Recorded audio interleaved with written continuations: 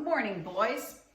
Okay, so today we want to take a look at something that follows up with our summation notation. So if I wrote the sum of, let's say, I equals 1 to 5 of, let's say, 2i plus 3, that would give me, what would that generate in terms of terms? If I is 1, I would get 5, plus, if I is 2, I would get 7. If I is 3, I'm getting 9. If I is 4, I'm getting 11. And then I'm getting 13. So that's the sum. The question becomes, how do you find that sum?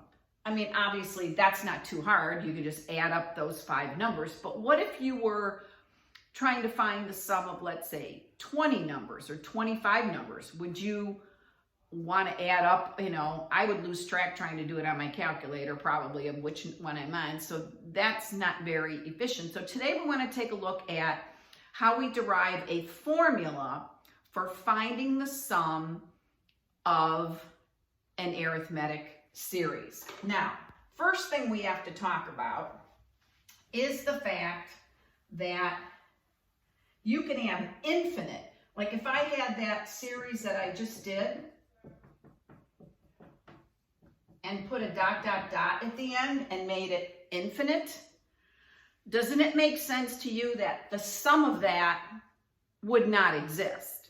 Because you're constantly adding 2 each time. So the sum is getting bigger and bigger and bigger. So if a sum is approaching infinity, we say a sum does not exist. So any kind of infinite arithmetic series, there will not be a sum. Even if the d value, what you're adding on, is negative. If you keep adding -5, you're just going to go to negative infinity. So the first thing we want to understand is that infinite arithmetic series sums do not exist. So if you got a problem like this, I equals 1 to infinity of 3i minus 4, you could tell me right away that sum does not exist, because that infinity says it's going to keep going on and on and on. And if you keep adding, in this case, 3 is the, the slope or the rate you're adding on every time, it's just going to keep the sum is going to keep getting bigger and bigger and bigger and bigger. So infinite arithmetic sums do not exist. But what about finite ones? What about if you got to find the sum of 100 terms of an arithmetic sequence? Like I said, you're not going to want to sit there and add them all together. So I don't know if you remember the wacky picture, looked like a painting hanging in my classroom by the door going out to the left if you were exiting my room, and some of you thought it was a woman. It was actually a mathematician named Gauss, and he's kind of the one that came up with this formula for how to find the sum of an arithmetic series. The story has it that he was a pistol in school, like Aiden McNamara or somebody, I don't know, always yapping. And one day the teacher got upset with him. He was a little kid. He was in like grade school. And the teacher got upset with him. So to punish him, she thought she would keep him busy. And she asked him to go and add up all the numbers from 1 to 100. Okay? So she goes, well, that'll keep him occupied for a while. You're not leaving until you add up these 100 numbers. And, he comes back in like 30 seconds and had the answer. And she's like, what? How did you do this? And here's what he did. And this is where the formula comes from. So you want to pay close attention. He realized that this is a sub 1, correct? And in this case, this is a sub n, but we'll call it a sub 100, right? It's the 100th term. This is the second term. He realized that if he added a sub 1 and the last term, the first and the last term, he would get 101. And then he realized if he added the 2 and the 99, he'd get 101. And if you added 3 and 98, you would get 101. So he said, well, I'm just going to keep getting 101. How many times? Not 100, because you're pairing them up. But since there's 100, you would have how many pairs? 50. So he just multiplied those together and found out that the sum was 5,050. Boom, done.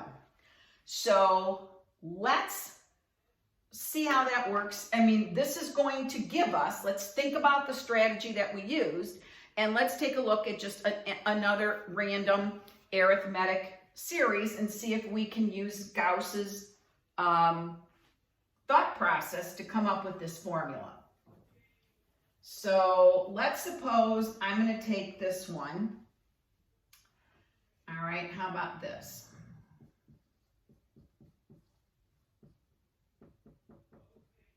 Oh, wait a minute. You know what? Let me get my note sheet because I don't want to use that one. I want to use one that we're going to figure out the answers for. Okay, I'm going to do a little bit easier one. This is actually in your notes, so hopefully you're following along with your notes on this. So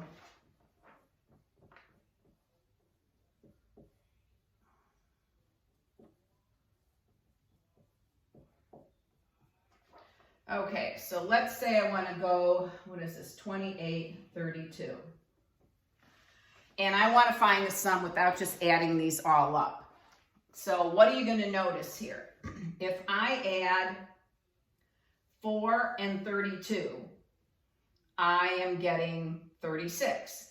8 and 28 is 36. So let's see if, so I would take 4 plus 32, that's my sum, 36. I'm going to get 36, which is the sum of the first term and the nth term. And what am I going to multiply that by? I have 1, 2, 3, 4, 5, 6, 7, 8 terms. So how many pairs am I going to have? 4. But how can we generalize that? It's n over 2. So you take the sum of the first and last terms, which in this case is 36, and I would multiply that by, I have 8 terms, and I'm going to divide 8 by 2, because I wouldn't have 8 pairs. I wouldn't have 8 36s. I would only have half of that because I'm pairing them up. I'd have 1 pair, 2 pair, 3 pair, 4 pair. So this is my formula for the sum of an arithmetic series, a finite. So this is the sum of a finite arithmetic series. So it has to be finite. Now, the book gives it a little bit differently. I think you'll see it's the same formula, or on your note sheet, the book writes it, and sometimes you see it this way, is n times a sub 1 plus a sub n all over 2. It's the same thing.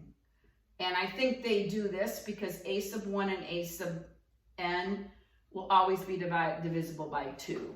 So you won't, this sometimes n over 2 might be a decimal. So that's our formula. So let's do the next one on your note sheet together. And then I'm going to wrap it up and let you guys just work on the first worksheet today, because I feel like I've been giving you a lot of videos and you're probably sick of looking at me and listening to my videos. Okay, so here's the one on your note sheet. Let's find the sum as I goes from 1 to 8 of 3i minus 2. And I didn't put that in parentheses, but technically it should be, because if it's not in parentheses, technically this means the sum of 3i, and then you're going to subtract 2, but I really want the sum of that, okay? So we don't even have to write out the series. We're just going to use our formula well, here, I'll write it over here. S sub n equals n times a sub 1 plus a sub n all over 2. So to get the sum, now, first of all, how many terms am I going to have here? If I start with 1 and go to 8, 1, 2, 3, 4, 5, 6, 7, 8, there's 8 terms. So I'm finding the sum of those 8 terms. So n is 8. There are 8 terms. N represents the number of terms. Okay, now I have to find the first term. Well, how do I find the first term of the series? I plug 1 in for I. 3 times 1 is 3 minus 2 is 1. Plus, then I have to find a sub n. Well, n is 8, so I have to find a sub 8, or the 8th term. So then I'm going to plug in 8. 3 times 8 is 24 minus 2 is 22. Okay, and I just lost as over 2. Now this is, I guess I know what I'm thinking. That's odd, but now, rather than sit there and say, well, 23 divided by 2 is some decimal, why not just do this and cross and do 4? So I'm just going to get 4 times 23, which is what? 92.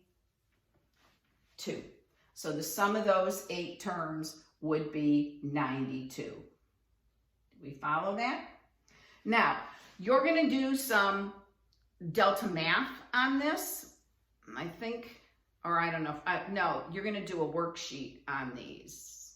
Is that what I have for you guys? Yes. I'm confused. Hang on. Let me see what we're doing here.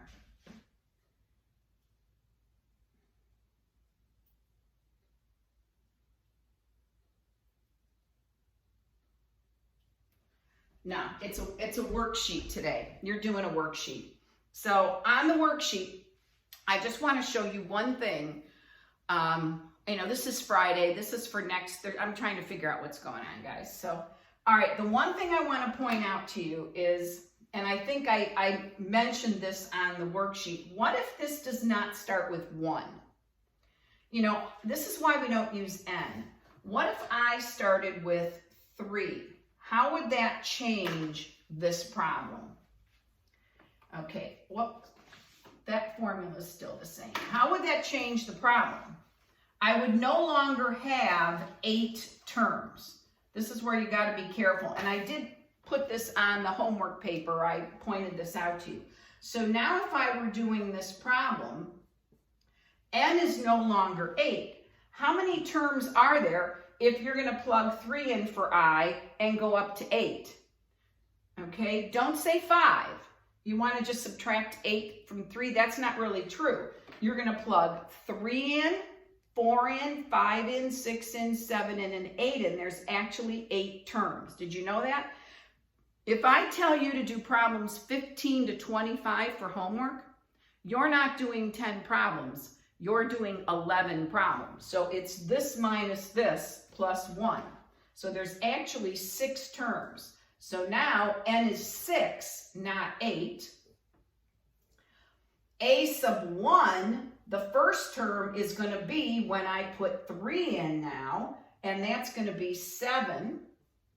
The last term is still going to be when I put 8 in, which we said was 22, and I'm going to divide by 2.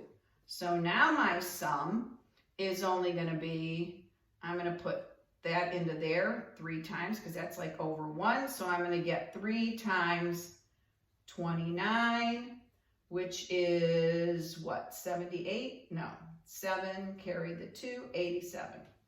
So my sum is 87. Okay? So it's a little bit different if your index here doesn't start with 1, which it doesn't have to. You know, usually when we make them up, they start with 1, but it doesn't have to. It's going to change it a little bit. All right, so you're going to have a homework on just, you're going to be given some of these in summation notation, and you have to find the sum of the series, okay? So that is the homework for tonight. All right, go do it, guys. See ya.